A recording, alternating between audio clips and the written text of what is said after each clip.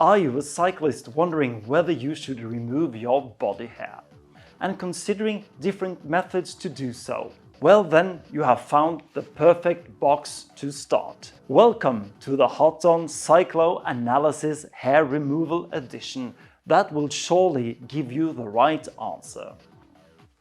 First of all, I will have to ask about your age. Do you feel old?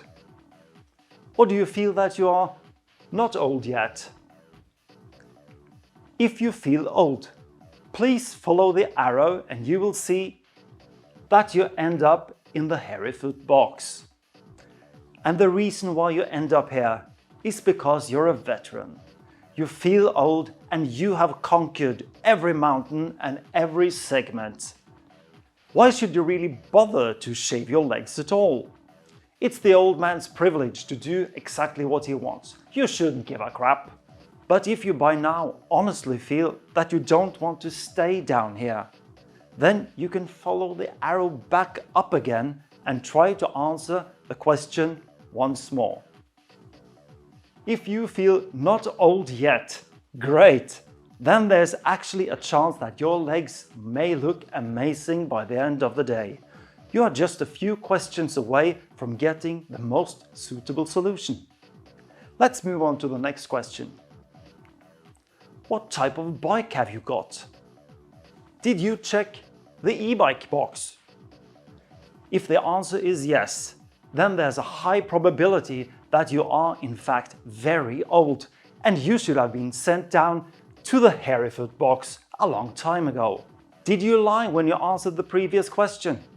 If you don't feel old but still have an e-bike, there must be something seriously wrong with your health. And then you should be much more concerned with survival rather than improving your appearance by grooming your legs.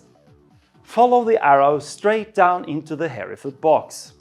Did you check for the mountain bike, cyclocross or gravel bike?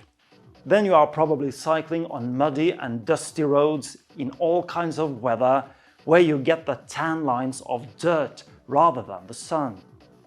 And therefore, there is no point in grooming your legs at all. No one is going to see if your legs are smooth or not. Move straight into the hairy foot box.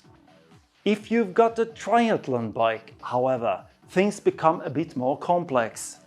Triathletes are in fact a very heterogenic group of people.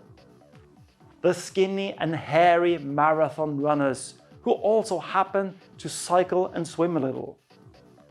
The hairy and somewhat muscular ex-swimmers who can't ride a bike nor run. And the stylish, car-born addicted cyclists who for some reason enjoy suffering through some swimming and running. Are you one of the first two subcategories? Take the elevator straight down to the hairy foot box. There is no hope for you. But for the triathlon style riders, you may now move over into the road cycle box.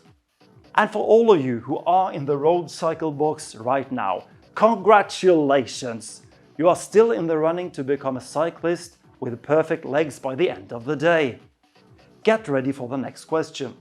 Are you in a relationship at the moment? If you are single or if you've got an open-minded partner, move on and ask yourself an even more interesting question. How much money am I willing to spend on hair removal?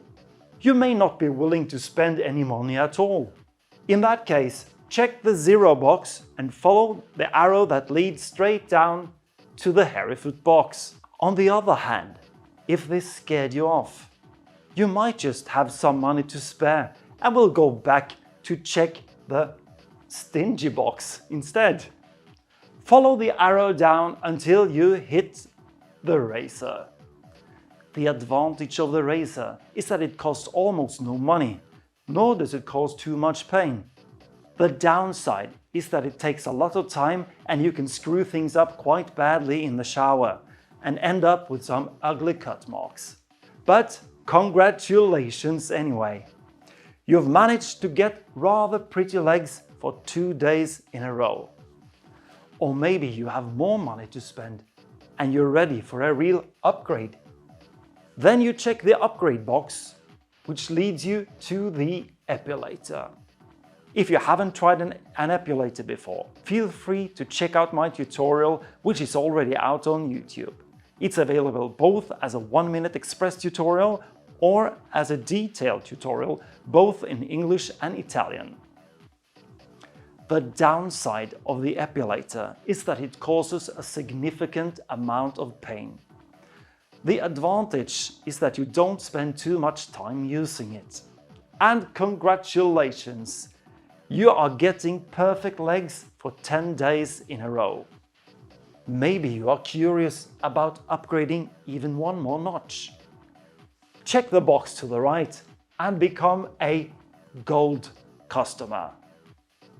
As a gold customer, you take the trip to the waxing salon. The disadvantage of going to a waxing salon is that it's dreadfully expensive, and it also causes a lot of pain during the treatment. The advantage is that you get a first-class treatment and good care, and I guess you feel great when you let others do the dirty work, removing that body hair of yours.